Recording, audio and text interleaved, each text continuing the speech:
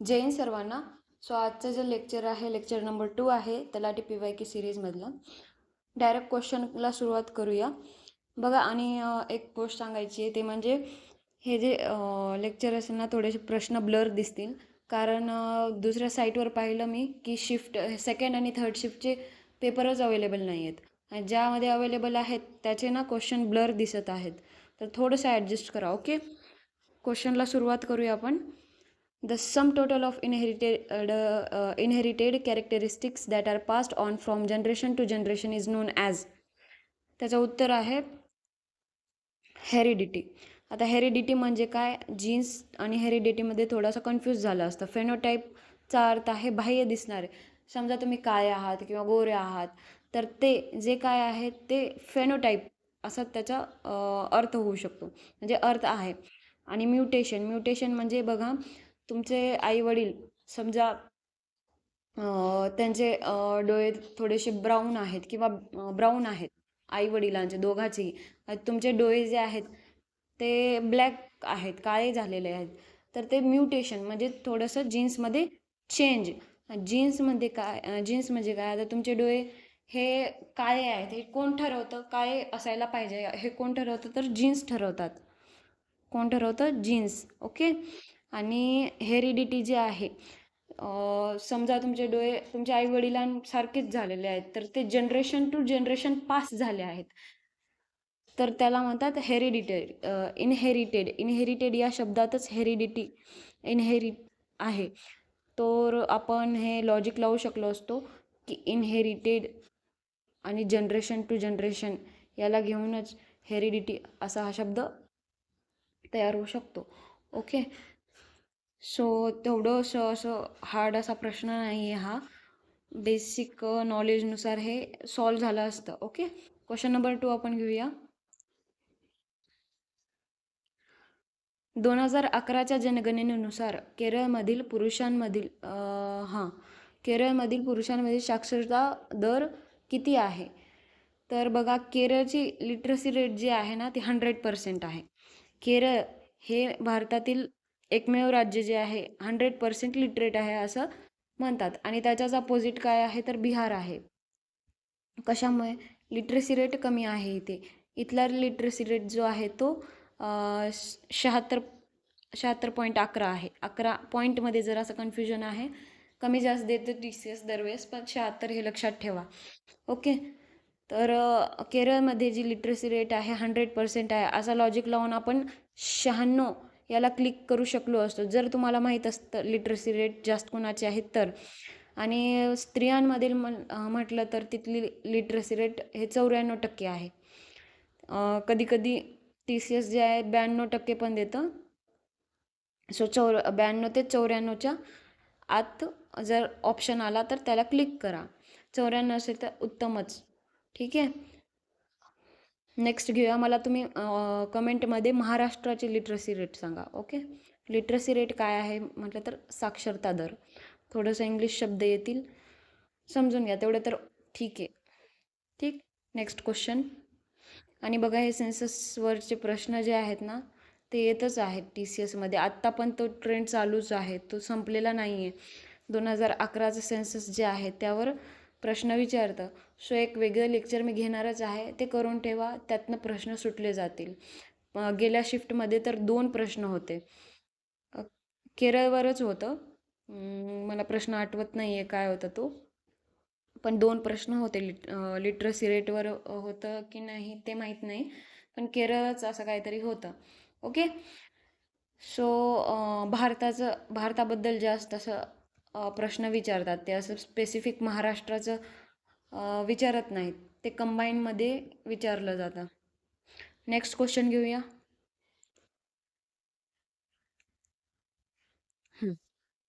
खालीलपैकी कोणती विधाने सत्य आहेत. तर विधाने दिलेली आहेत, सोपी आहे ती विधाने. 1858च्या भारत सरकार अधिनियमाद्वारे भारत गव्हर्नर जनरल हे व्हॉइसरॉय बनले, बरोबर आहे. लॉर्ड कॅनिंग हे भारताचे पहिले व्हॉइसरॉय आहे, बरोबर आहे. आता लॉर्ड कॅनिंगचं थोडंसं कन्फ्यूज होऊ शकतं. लॉर्ड कॅनिंग हे त्यांचा कार्यकाळ जे होता ते 1857च्या ओटावापासून ते 1858पर्यंत होता. ठीक आहे. तर हे लॉजिक जरासं बरोबर आहे असं म्हणजे जर तुम्हाला कार्यकाळ माहीत असता तर हे लॉजिक बरोबर लागलं असतं तुमचं. आणि व्हॉइसरॉय, जर व्हॉइसरॉयची पण कळालं असते म्हणजे 1857चा उठाव झाला, भयंकर मोठा उठाव झाला शेतकऱ्यांचा वगैरे, आणि त्याच्यानंतर तर गव्हर्नर जनरल ऑफ इंडिया हे चेंज करून व्हॉइसरॉय असं पद देण्यात आलं. तुम्हाला माहिती आहे का, पद जे महाराजा पद, रॉय पद किंवा व्हॉइसरॉय लावणं किंवा नावाच्या अगोदर लॉर्ड लावणं, हे कुठल्या आर्टिकलनुसार ॲबॉलिश करण्यात आलं आहे, बंद करण्यात आलेलं आहे? तर ते आहे आर्टिकल नंबर 18. आपण आपल्या भारताच्या संविधानामध्ये आर्टिकल 18 नुसार आपण आपल्या नावाच्या अगोदर राजा राजा किंवा महाराजा किंवा रॉय किंवा लॉर्ड असं लावू शकत नाही. हे संबोधण्यात आलेलं आहे तिथे. ओके. अजून यामध्ये जे आहे हे इम्पॉर्टंट गोष्टी ते मी सांगणार आहे. एक सेकंद हे इरेज करत आहे अगोदर. तर रेग्युलेटिंग ॲक्टनुसार रेग्युलेटिंग ॲक्ट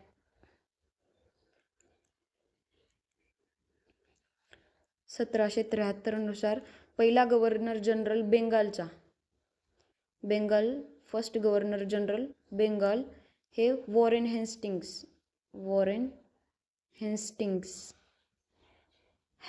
की हेस्टिंग्स वाटतं, हेस्टिंग्स हा होता की हे होता, कधी कधी कन्फ्यूज होतं, कारण काही इंग्रजांनी ना चांगले कार्य केलेले आहेत, काही इंग्रजांनी पूर्ण बरबाद करून सोडलेला आहे. सो जाऊ द्या, काय बोलू.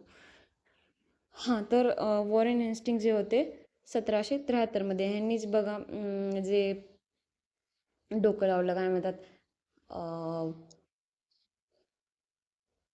राज्यांना हमी दिली की इंग्रजी सेना वगैरे देऊ आम्ही तुम्हाला, फक्त तुम्ही तेवढ्या प्रदेशाचा उत्पन्नाचा प्रदेश द्या, असा काहीतरी जो सीन झालेला आहे ना, ते वॉरेन हेस्टिंग्स याचा कारनामा होता. इथून सुरुवात झाली होती. ठीक आहे. तर रेग्युलेटिंग ॲक्टनुसार 1773मध्ये गव्हर्नर जनरल ऑफ बेंगॉल हे पहिला वॉरेन हेस्टिंग्ज होतं. नेक्स्ट जे होते व्हॉइसरॉय, तर सांगितलेलंच आहे तुम्हाला. व्हॉइसरॉय जे आहे ना, काय म्हणतात, कॅनिंग यांनी भारतात काय सुधारणा आणली होती हे मला तुम्ही कमेंटमध्ये सांगू शकता. काही आणली होती का की नाही हे पण सांगू शकता. ठीक. सेकंड, अजून काही इम्पॉर्टंट असेल तर मी सांगते तुम्हाला. बघा, गव्हर्नर जनरल ऑफ बेंगॉलचा गव्हर्नर जनरल ऑफ इंडिया हे चेंज कधी झालं होतं, तर ते चार्टर ॲक्टनुसार 1800 चार्टर ॲक्ट 1833मध्ये. ओके. आणि पहिला गव्हर्नर जनरल ऑफ इंडिया हे विलियम बेंटिंक होते. William Bentinck. हे प्रश्न विचारतात बरं आत्तासुद्धा. Governor general of India first, ठीक, हे होते.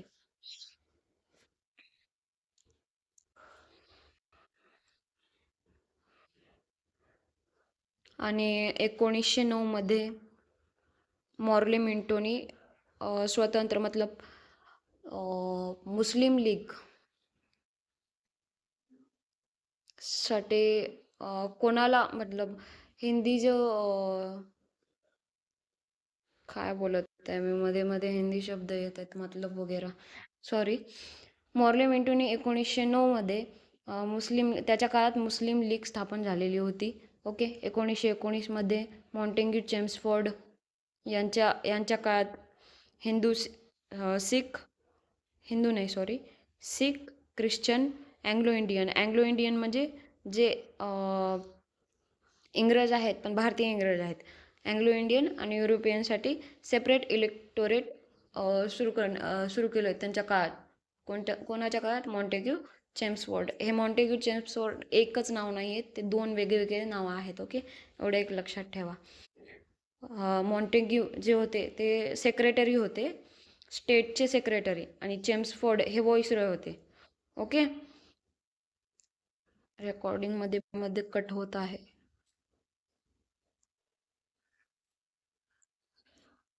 नेक्स्ट क्वेश्चन घेऊया आपण.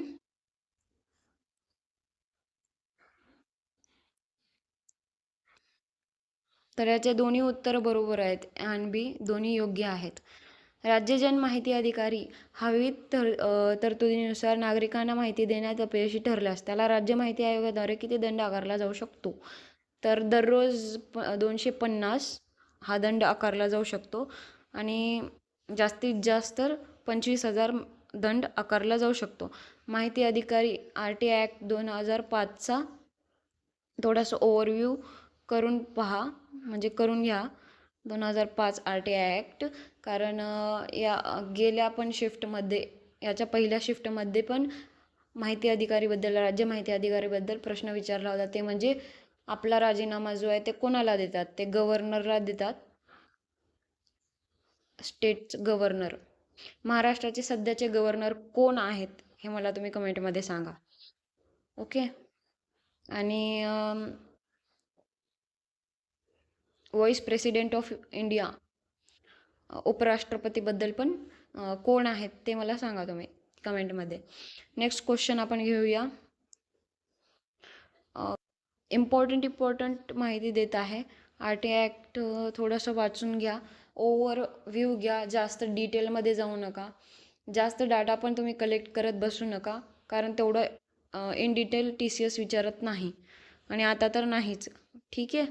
सो आपल्याला अजून 3 विषय आहेत, तर त्याचा विचार करून यामध्ये टाईम इन्व्हेस्ट करा तुम्ही. Next question. 1906 मध्ये खालीलपैकी कोणत्या समाजसुधारकांनी डिप्रेस्ड क्लासेस मिशनची स्थापना केली? तर विठ्ठल रामजी शिंदे यांनी डिप्रेस्ड क्लासेस मिशनची स्थापना केलेली आहे. ठीक आहे.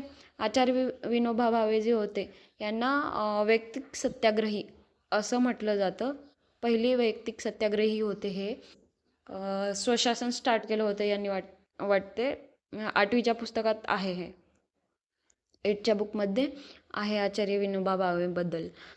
आणि बहिरामजी मलबारी हे तर महाराष्ट्राचे नव्हते, हे तर गुजरातचे होते.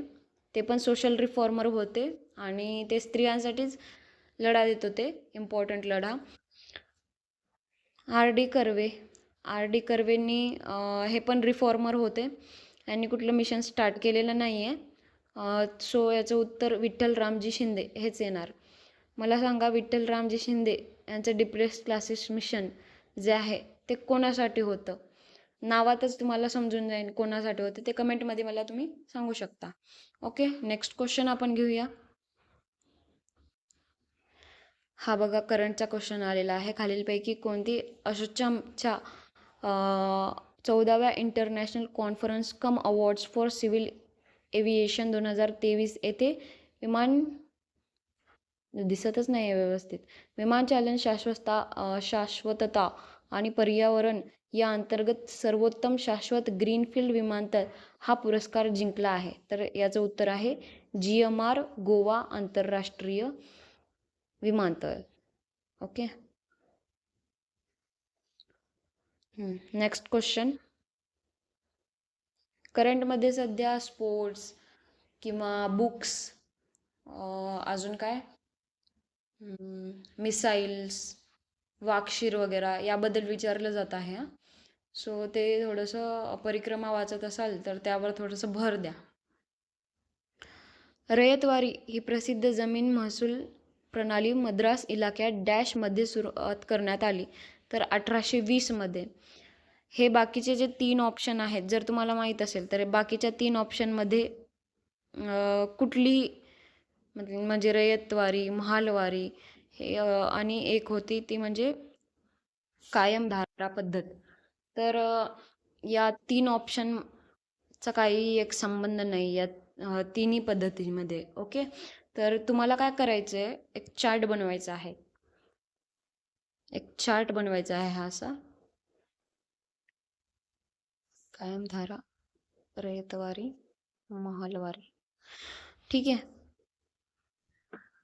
इथे लिहायचं आहे कायमधारा पद्धत, इथे लिहायचं आहे रयतवारी पद्धत आणि इथे महालवारी कायमधारा पद्धत जी आहे ती सुरू केव्हा झाली, तर ती 1793 मध्ये. ठीक आहे. रयतवारी जी होती ती 1820 मध्ये. ठीक आहे. आणि महालवारी जी पद्धत होती ती पण 1820 मध्ये. तर बघा, आता तुम्हाला हे तर डेट तारखाचे प्रश्न विचारून झालेत त्यांचे. तर तुम्हाला आता पुढे काय विचारू शकतात ते, तर संबंधित अधिकारी त्या काळात कोण होता असं विचारू शकतात. तर कायमधाराच्या वेळी कॉर्नवॉलिस होते. ठीक आहे. रयतवारीच्या वेळी होते थॉमस मनरो मद्रासमध्ये आणि एल्फिन्स्टन मुंबईमध्ये. आणि महालवारीच्या काळात महालवारी जी होती त्या काळात होते हॉल्ट मॅकेन्झी. ठीक आहे. हॉल्ट मॅकेन्झी अहवाल पण म्हणतात. आता असे प्रश्न तुम्हाला विचारू शकतात. मोस्टली तुम्ही ना 1820च्या रयतवारी पद्धतबद्दल लक्षात ठेवा. सोबत का, कारण मुंबईचा समावेश आहे त्यामध्ये. एक सेकंद. त्यामध्ये काय आहे, मुंबईचा समावेश आहे. आणि प्रश्न येऊ शकतो, मुंबईसोबत मद्रास इलाका पण होता आणि आसाम इलाका पण होता. सो रयतवारी बद्दल जरासं जास्त लक्षात ठेवा. बाकीचे पण इम्पॉर्टंट आहेत, पण ओव्हरव्ह्यू घेऊ शकता तुम्ही त्याचा. ठीक आहे. आणि संबंध कोणाकोणामध्ये होते, म्हणजे रयतवारीच्या काळात जे होते ना, ते शासन आणि रयत डायरेक्ट संबंध होता, शासन आणि रयतचा. कायमधारा पद्धतीमध्ये शासन पण होते, जमीनदार पण होते, शेतकरी पण होते. ठीक आहे. आणि महालवारीमध्ये शासन होते, जमीनदार होते आणि जो जमीन कसणारा शेतकरी ते होते. असं तुम्ही लक्षात ठेवू शकता. इम्पॉर्टंट आहे, ठेवाच लक्षात. ओके, जास्त नाही आहे, 5 मिनिटात रिवाईज केलं तर लाईफ टाईमच लक्षात राहील ते. नेक्स्ट क्वेश्चन आपण घेऊया. 13वी महिला वरिष्ठ राष्ट्रीय हॉकी अजिंक्यपद स्पर्धा 2023 खालीलपैकी कोणत्या राज्याने आयोजित केली होती? ती म्हणजे आंध्र प्रदेश. करंटचा सेकंड क्वेश्चन आहे हा. नेक्स्ट क्वेश्चन, माहितीचा अधिकार अधिनियम 2005 RTI ॲक्ट बद्दल आलेला आहे. च्या कोणत्या कलमात अधिनियमाचा अविभावी प्रभाव असण्याचा उल्लेख आहे? तर माहितीचा अधिकार RTI ॲक्ट 2005. एक सेकंड. 2005 बघा. 22 प्रिव्हेंटिव्ह डिटेन्शन सांगतं. प्रिव्हेंटिव्ह डिटेन्शन म्हणजे काय? समजा कोणाला अटक झाली, तर अटक झाली का झाली हे जाणून घेणं हे त्याचा हक्क आहे. अटक झाल्यानंतर 24 तासाच्या आत त्याला जज पुढे नेणं हे एक त्याचा अधिकार आहे. ठीक आहे. आणि तो त्याचं मत मांडण्यासाठी वकील पण नेमू शकतो, हा त्याचा अधिकार आहे. हे आर्टिकल 22 मध्ये दिलेला आहे. सो त्याचं उत्तर आहे, अधिनियमाचा अधिभावी प्रभाव असण्याचा उल्लेख 22 मध्ये आहे. आर्टिकल 23 काय सांगतं, तर शोषण विरुद्ध. आर्टिकल 24 काय सांगतं, 14 वर्षाच्या खालील मुलं जे असतात, बालकामगार, त्यांचं शोषण. ठीक आहे. आर्टिकल 25 जे आहे ते काय सांगतं, तर 25 ते 28 मध्ये राईट टू रिलिजन कास्टचा राईट टू रिलिजनचा उल्लेख आहे यामध्ये. बघा, तुम्हाला ना आर्टिकल 1 पासून ते 51 पर्यंत तोंडपाठ असायला पाहिजेत. आर्टिकल 1 ते 51, कारण यामध्ये 2-3 प्रश्न येऊन जातात, तर हे तोंडपाठ असणं इम्पॉर्टंट आहे. बाकी PM वरचे आर्टिकल, परत प्रेसिडेंटवरचे आर्टिकल, राष्ट्रपती, उपराष्ट्रपती, अजून governor, advocate general, CAG, attorney general यांच्याबद्दल थोडंसं केलं ना, तर पॉलिटीचे most of the questions easily सुटून जातात. सो हे एवढं करून ठेवा आत्तापासनं. 7-8 दिवसामध्ये सगळे होऊन जातील, माहिती आहे का? जास्त वेळ लागत नाही. आज काय करायला घ्या, आर्टिकल 1 ते 4 प्लस 5 ते 11 पार्टमध्ये सांगत आहे मी.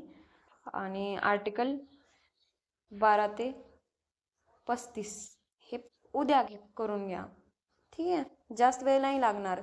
लॉजिकनुसार किंवा एखादी स्टोरी बनवून स्वतःचे ट्रिक्स तयार करून हे आपण पाठ करू शकतो. नेक्स्ट क्वेश्चन, जातीव्यवस्थेच्या गांधीवादी संकल्पनेवर खालीलपैकी कोणी टीका केली? तर बाबासाहेब आंबेडकर यांनी टीका केली होती.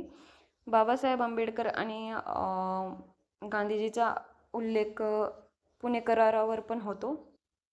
पुणे करार 1932, म्हणजे स्वतंत्र मतदारसंघ दिलं होतं. सेपरेट इलेक्टोरेट यांना गोलमेज परिषदमध्ये दिलेलं होतं. गोलमेज परिषदा 3 झालेल्या आहेत. 1930, 1931, 1932 3 झालेले आहेत. ओके, सो इंग्रजांनी काय केलं होतं की स्वतंत्र मतदारसंघ यांना दिलं होतं, पण गांधीजींना ते मान्य नव्हतं. त्यांनी येरवडा जेलमध्ये उपोषण केलं की हे मला मान्य नाही. मग आंबेडकर जे होते त्यांनी असं म्हटलं की त्यांनी एक्सेप्ट काय केलं, जे जागा होत्या, रिझर्वेटिव्ह जागा होत्या, तर ती जागा वाढवण्यात आली होती. ती 71 काय तर होती अगोदर, तर 71 वरून 148 अशी जागा देण्यात आली. तर यामध्ये ह्या करारालाच पुणे करार असं म्हटलं जातं. सो गांधीजींच्या जातीव्यवस्था संकल्पनेवर टीका करणारे हे आंबेडकर होते. ओके, जवाहरलाल नेहरू नव्हते, मोहम्मद अली जिन्ना नव्हते, सुभाषचंद्र बोस नव्हते. अजून एक पेरियार म्हणून होते, ते पण त्यांच्या जातीव्यवस्थेबद्दल टीका करायचे. 2च व्यक्ती असे होते की जातीव्यवस्थेबद्दल टीका केलेली आहे त्यांनी. ओके, नेक्स्ट क्वेश्चन,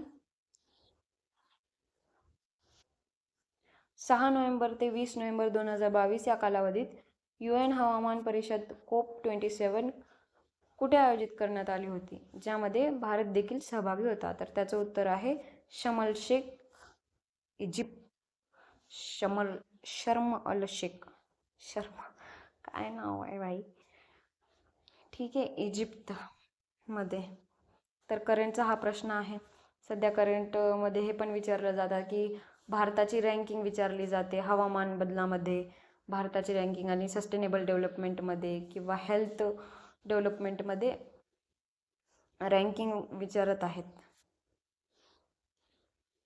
मी एक लिस्ट टाकून देईल टेलिग्राम ग्रुपवर. सध्या तर ग्रुप नाही आहे, वेळ आल्यावर व्यवस्थित एक मी ग्रुप तयार करेन. ओके, सो नेक्स्ट क्वेश्चन, खालीलपैकी कोणत्या अनुच्छेदात अशी तरतूद आहे की राज्य कोणत्याही नागरिकाला प्रतिकूल होईल अशा प्रकारे केवळ धर्म, वंश, लिंग किंवा जन्मस्थान या कारणावर भेदभाव करणार नाही? बघा, आर्टिकल 15, 19, 12, 22 या आली का नाही? तर 1 पासून 51 पर्यंत करून ठेवा आर्टिकल, म्हणजे तुमचे असे प्रश्न सुटले जातील. बघा, याचं उत्तर आहे आर्टिकल नंबर 15. तर आर्टिकल 15 मध्ये सांगितलं जातं की लिंगभेद, धर्म, वंश, लिंग, जन्मस्थान यावरून कुठलाही भेदभाव असणार नाही. पण आर्टिकल 15चा 3 सब आर्टिकल 3 जे आहे त्याच्यामध्ये ऑप्शन आहे, म्हणजे हे एक ऑप्शनल आहे की वुमेन्ससाठी, स्त्रियांसाठी नाही आहे ते लागू. आणि 15चा 4 जे आहे आर्टिकल 15चा 4 त्याच्यामध्ये दलित, बॅकवर्ड क्लासेससाठी पण नाही, हे ऑप्शनल आहे असं दिलेलं आहे ह्यामध्ये. ओके, हे पण लक्षात ठेवायचं आहे. आर्टिकल 19 काय म्हणतं? Article 19 right to freedom, right to freedom. आता थोडंसं आर्टिकल 19 मध्ये डीपमध्ये जाऊया. एक second. Article 19 A B C D E G, F नाही आहे. एफ जो आर्टिकल होता तो हिरावून घेतलं आहे आपल्याकडनं. याला असं लक्षात ठेवू शकता तुम्ही, सामरो, SAAMRO, सामरो. तर सामरो काय, राईट टू स्पीच.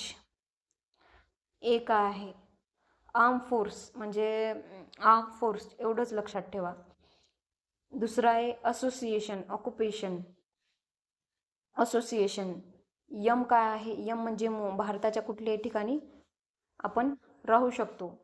आर काय आहे, रिसाइड, सेम, भारताच्या कुठल्याही ठिकाणी राहू शकतो, आपला व्यवसाय सुरू करू शकतो. ऑक्युपेशन ॲज इट इज, जी ओ, म्हणजे हे तर एक ट्रिक आहे, ओ ऑक्युपेशन. ठीक आहे. तुम्हाला माहिती आहे का, राईट टू स्पीच जे आहे 19चा ए स्पीच, याला हॉलमार्क म्हटलं जातं. हॉलमार्क म्हटलं जातं. ठीक आहे, एवढं एक लक्षात ठेवायचं आहे. 19चा झाला एवढा. आर्टिकल 19 थोडासा डीपमध्ये होता, घेतला मी ते. आर्टिकल 12 स्टेट, एवढाच एक शब्द लक्षात ठेवा कृपा करून. जास्त आपल्याला डाटा गोळा करत बसायचा नाही आहे, आपल्याकडे वेळच नसतो एक्झामच्या जवळजवळ, आणि आपण खूप डाटा करायचं म्हटलं की गोंधळ होऊन जातो, यायचे तेही मार्क येत नाहीत आपल्याला.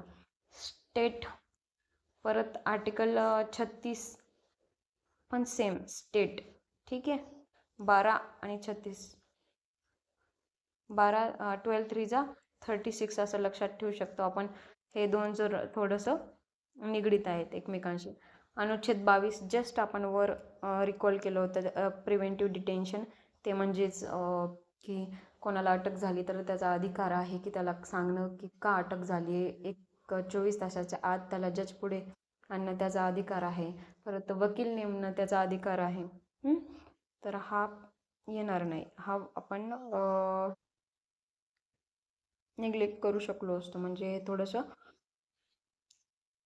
जे आहेत ऑप्शन ते कट करू शकलो असतो. ओके, नेक्स्ट घेऊया.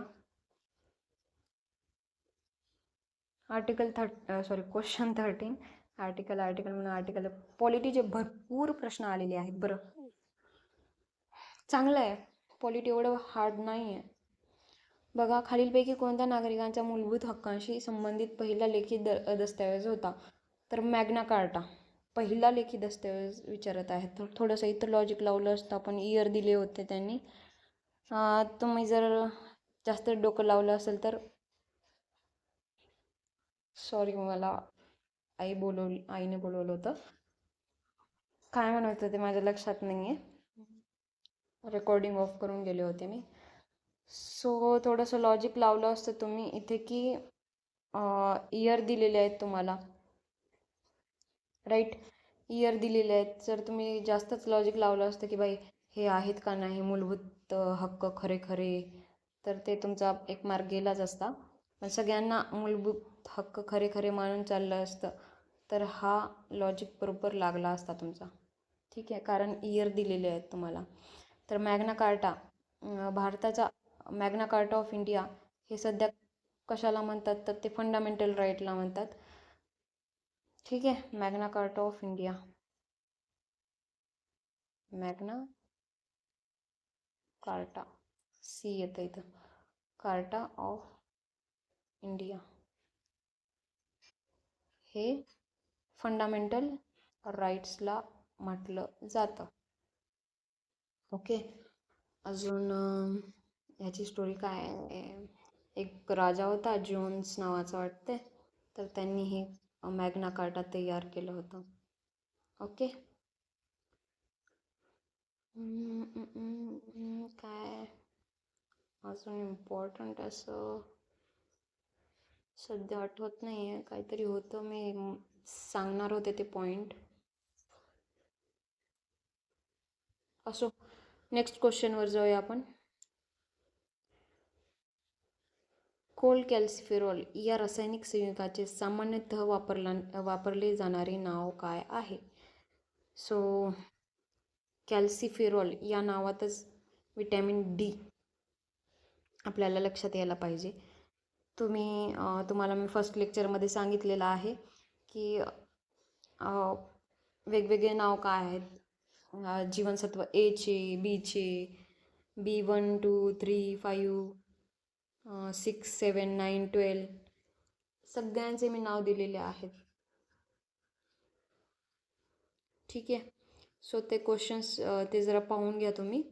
आणि याचं उत्तर आहे जीवनसत्व D3. जीवनसत्व के नाही येणार कारण याचं नाव आहे फायलोक्विनॉन.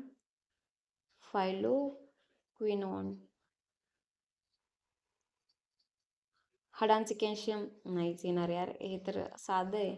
आणि रेटिनॉल विटॅमिन एचं नाव आहे. विटॅमिन एचं सायंटिफिक नेम आहे रेटिनॉल. सो इथे बरोबर उत्तर काय येईल? Vitamin D3. ते क्वेश्चन ते तुम्ही पाहून घ्या पहिलं लेक्चर, कारण त्याच्यामध्ये मी डिफिशियन्सी पण सांगितलेले आहे. डिफिशियन्सी तर डिफिशियन्सी विचारू शकतात. जीवनसत्व के जे आहे, एक सेकंद इथं मी सांगते तुम्हाला अजून एक वेळ. जीवनसत्व के जे आहे ते कमी पडला तर काय होऊ शकतं? तर क्लॉटिंग होऊ शकते. क्लॉटिंग हा शब्द लक्षात ठेवायचा आहे. किंवा जे नवीन इन्फंट बेबी असतात तर त्यांच्यामध्ये आजार होऊ शकतो. होमोरेजिक म्हणून नावाचा एक आजार आहे, तो होऊ शकतो. होमोरेजिक माझे जे हे सायन्सचे जे आहे ना जरा वांदे आहेत. वांदे म्हणजे की जे नाव आहेत ते उच्चारता येत नाहीत व्यवस्थित. मग जसं आपले मराठी देतात ना अला एला तर तसं त्या टाईपमध्ये मी उच्चारते. त्याच्यात सायलेंट वगैरे मी काही पकडत नाही. त्यामुळे त्यासाठी सॉरी जर माझं काही उच्चारण्यामध्ये सायन्समध्ये बरं का उच्चार चुकीचा होत असेल तर. हाडाचे कॅल्शियम हे आता आणि यात कन्फ्युजन झालं असतं, पण साधंसं आहे हे. थोडंसं सायंटिफिक काही वाटत नाही याच्यामध्ये, ह्याच्यात वाटतं म्हणून याला टिक करू शकलो असतो आपण. आणि रेटिनॉल जे आहे ते विटॅमिन एचं आहे. रेटिनॉल जर कमी पडला तर नाईट ब्लाइंडनेस होऊ शकतं. नाईट ब्लाइंडनेस विटॅमिन एमुळे नाईट ब्लाइंडनेस होऊ शकतो. ओके. Next question. 2022 मध्ये पोषण स्थिती सुधारण्याच्या हेतूने मुख्यमंत्री मातृशक्ती योजनाच्या माध्यमातून आरोग्य सुरक्षिततेची खात्री करण्यासाठी गरोदर व स्तनदा मातांना त्यांच्या नवजात बालकासह सुरुवातीच्या 1000 दिवसांसाठी पोषक आहार देणे हे कोणत्या राज्य सरकारचे उद्दिष्ट आहे?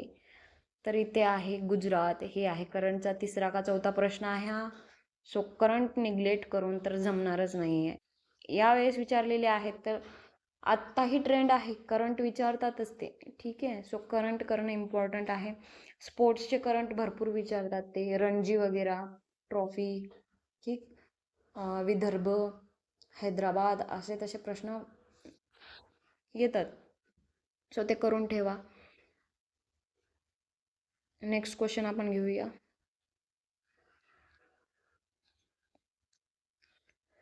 शासनाने मंजूर केलेल्या पायाभूत सुविधा प्रकल्पांच्या विकास करण्याच्या उद्देशाने अल्पसंख्याक व्यवहार मंत्रालयामार्फत राबविण्यात येत असलेल्या प्रधानमंत्री जन विकास कार्यक्रम PMJVK या केंद्र पुरस्कृत योजनेचा सुधारित कालावधी काय आहे? तर उत्तर आहे आर्थिक वर्ष 21-22 ते 25-26. ठीक आहे. करंटचा प्रश्न होता. हिमालयातील कोणती पर्वतरांग बारमाही बर्फाच्छादित आणि प्रमुख शिखरांसाठी ओळखली जाते? बघा इथे जे ऑप्शन दिलेले आहेत ना हे 2 म्हणजे पार हिमालया, मग असं बृहत हिमालया, मग लघु हिमालया आहे, मग शिवालिक हिमालया असं आहे. हे तुम्हाला उतरता क्रम पण विचारू चढता क्रम पण विचारू शकतात, उतरता क्रम पण विचारू शकतात. त्यासाठी क्रम पण लक्षात ठेवा याच्यामध्ये. तर बृहत या नावातच खूप अनंतता आहे. तर बर्फाच्छादित म्हणजे 12माही बर्फ असणारी बृहत आहे. पार हिमालयास तर नाही. आणि शिवालिक आणि लघु हिमालयामध्ये लघु हे लघु म्हणजे कमी. ठीक आहे. लघु म्हणजे कमी असं लक्षात ठेवलं तर बर्फाच्छादित बारमाही कसे असेल हिमालय आहे, कारण यात जास्त बर्फ नसेलच लघु म्हटल्यानंतर. ठीक आहे. सो एवढं ओके आहे. आणि बृहद हिमालयाला हिमाद्री असं पण म्हणतात. ठीक आहे. आणि लघु हिमालयाला हिमाचल आणि शिवालिक हिमालया तेराई भाबर असं काहीतरी नाव होतं. ओके. तर एवढं लक्षात ठेवणं इम्पॉर्टंट आहे. तुम्हाला माहिती आहे का सगळ्यात उंच पीक कोणतं आहे जगात? तर ते आहे माउंट एव्हरेस्ट. माउंट एव्हरेस्ट हे सगळ्यात उंच पीक आहे. ते उंच पीक जे आहे ते बृहद हिमालयामध्ये आपल्याला दिसतं. अजून भारतातला जो कंचनजुंगा आहे ते जगातील कंचनजंगा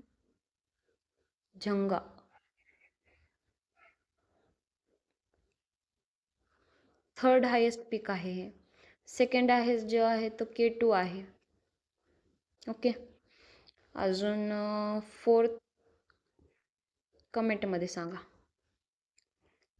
फर्स्ट झालं माउंट एव्हरेस्ट, सेकंड K2 2 आणि थर्ड कंचनजुंगा इम्पॉर्टंट आहे, ते लक्षात ठेवा.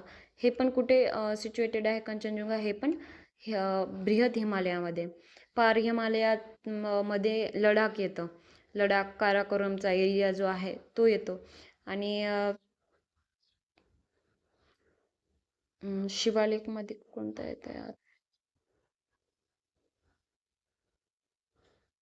शिवालिकमध्ये तेवढं इम्पॉर्टंट असं काही सांगितलेलं नाही. आणि नंदादेवी कुठे आहे मला हे तुम्ही सांगायचं आहे. नंदादेवी. ओके. पीक. नेक्स्ट क्वेश्चन घेऊया आपण.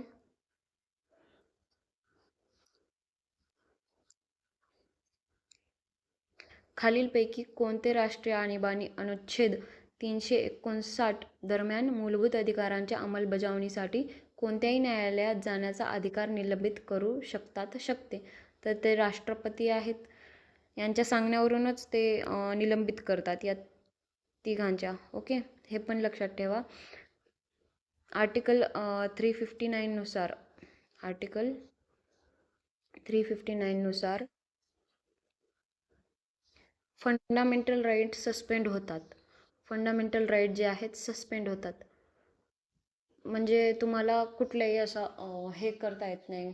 राईट टू स्पीच वगैरे, राईट टू म्हणजे पूर्ण 12पासून फंडामेंटल राईट कोणत्या आर्टिकलमध्ये येतात? 12 ते 35 यामध्ये सगळे आर्टिकल तुमचे सस्पेंड होतात. 2 आर्टिकल सोडले तर. कोणते कोणते 2 आर्टिकल? ते म्हणजे 20 आणि 21. कोणत्या कलमानुसार हे सस्पेंड होत नाहीत? हे आहे राईट टू लाईफ आणि हे आहे संरक्षण. हे आहे संरक्षणासाठी. ओके. तर हे 2 सस्पेंड होत नाहीत. कधीही काहीही झालं तर हे 2 असे एकमेव आहेत ते कधीच सस्पेंड होत नाहीत. ओके. तर ते आर्टिकल 352 जे आहे नॅशनल इमर्जन्सी वगैरे असे लागू झाले तर हे सगळे आर्टिकल रद्द होऊ शकतात. बट हे 2 तर नाहीच, कधीच नाही. तर हे ऑप्शनल आहे, ते हे पण लक्षात ठेवा. ओके. आर्टिकल 358च्या नुसार आर्टिकल 19 हा सस्पेंड होऊ शकतो. आणि आर्टिकल 359च्या नुसार सगळे अंमलबजावणी जे आहे ते थांबवतो. ओके. एवढं ठीक आहे डाटा एवढा. एक सेकंड. आणि 20 आणि 21 जे आहे आर्टिकल सस्पेंड होत नाहीत, ते कोणत्या सुधारणेद्वारे द्वारे होते? तर ते 44th कॉन्स्टिट्यूशनल अमेंडमेंट 1978. ओके. ह्यानुसार 20 आणि 21 हे सस्पेंड होणार नाहीत. हेही लक्षात ठेवायचं आहे, हेही नोट करून ठेवायचं आहे. नेक्स्ट क्वेश्चन आपण पाहूया. अनुसूचित जमाती बद्दल विचारलेला आहे. तर 2011च्या जनगणनेनुसार अनुसूचित जमाती एकूण संख्या किती? तर ती आहे 705. ओके, जास्त नाही आहे सेन्ससचं, तर मी वेगळं देणारच आहे तुम्हाला. Which phylum encompasses hydra in the animal kingdom? Hydra म्हणजे स्वच्छ पाणी. तर कोणते फायलम हायड्रा स्वच्छ पाण्यात ॲनिमल किंगडमच्या ॲनिमल किंगडम काय म्हणत आहे रे, ॲनिमल किंगडममध्ये कोणतं फायलम स्वच्छ पाण्यात आढळून येतो? ते म्हणजे कोयलेंटेरेटा.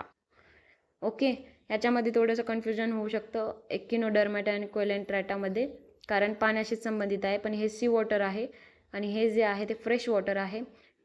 प्लॅटीहेल्मिंथेस flat animals, flat type animals जसे की अर्थवॉर्म वगैरे आहे, आणि नेमॅटोड पण असे अर्थवॉर्म वगैरे, गांडूळ वगैरे संबंधित आहे. सो या दोघांचा तर काही संबंधच येणार नाही इथे. कोयलेंटेरेटा हे उत्तर बरोबर आहे. Next question. युरोपियन संपाच्या हवामान बदलासंदर्भातील धोरणे आणि कृती यांच्या आधारे 59 देशांचे मूल्यांकन करून कोप 27 मध्ये प्रकाशित करण्यात आलेल्या हवामान बदल कामगिरी निर्देशांक CCPI 2023 नुसार भारताचा क्रमांक कितवा आहे? तर ते आहे 8वा. 8वाच आहे का बघा, दिसत नाहीये.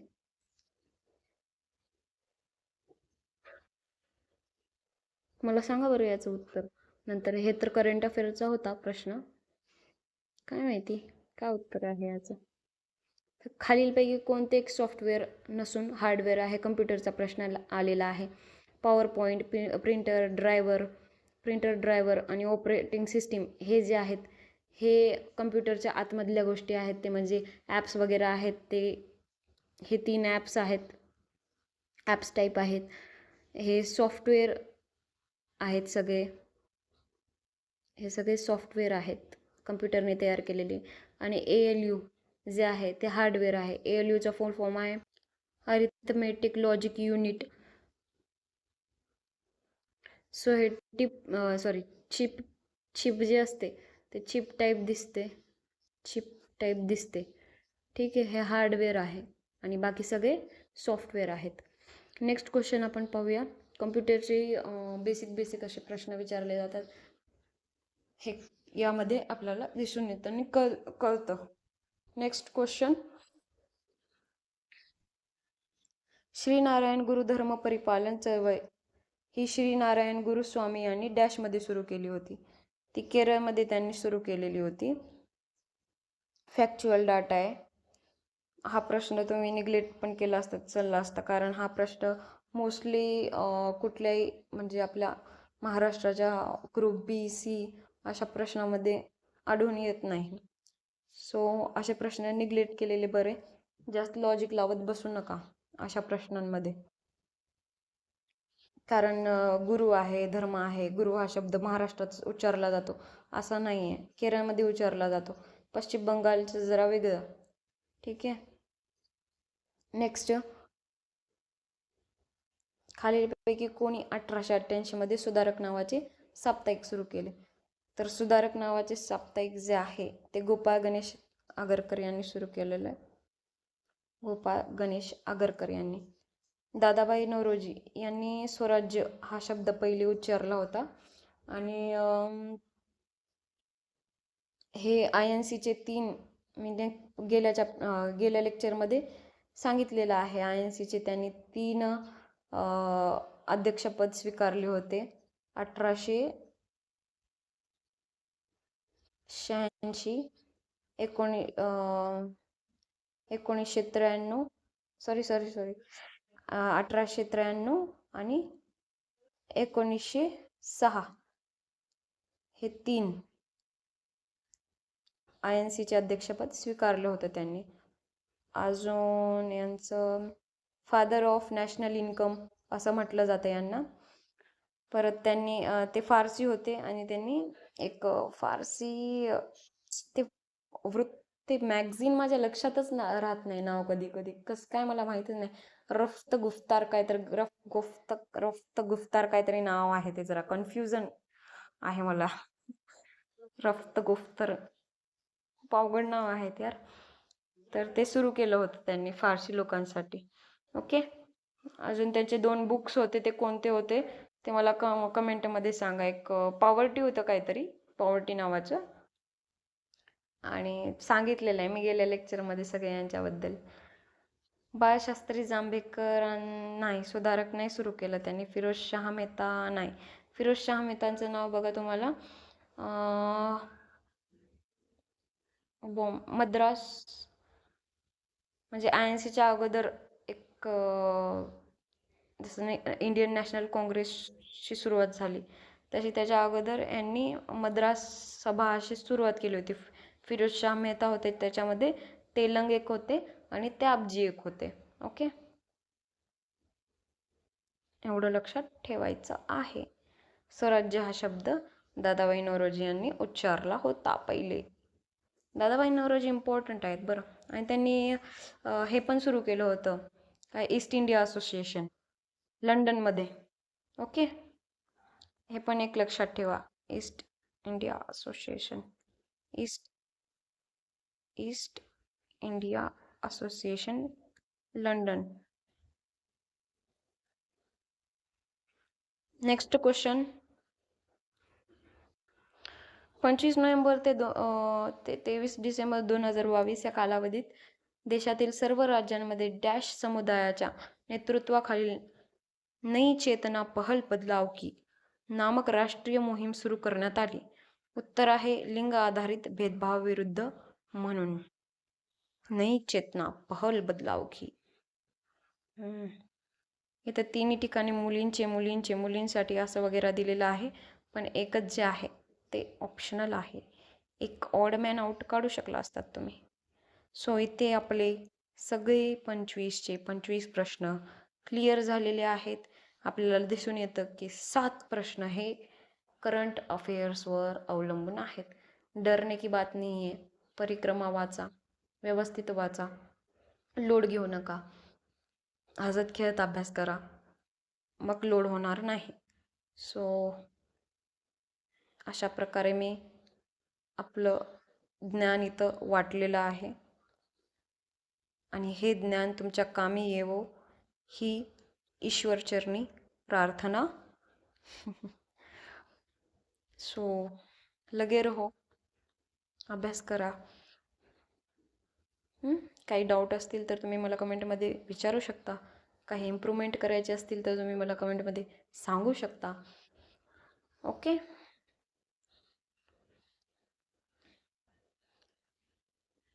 संपलेलं आहे सगळं. तर जास्त काय बोलत नाही. एवढं जास्त बोलून अजून मला त्या जास्त काय बोलायचं आज आहे का थोडं जीवाला. चला, थँक्यू माझं लेक्चर पाहिल्याबद्दल आणि जय हिंद.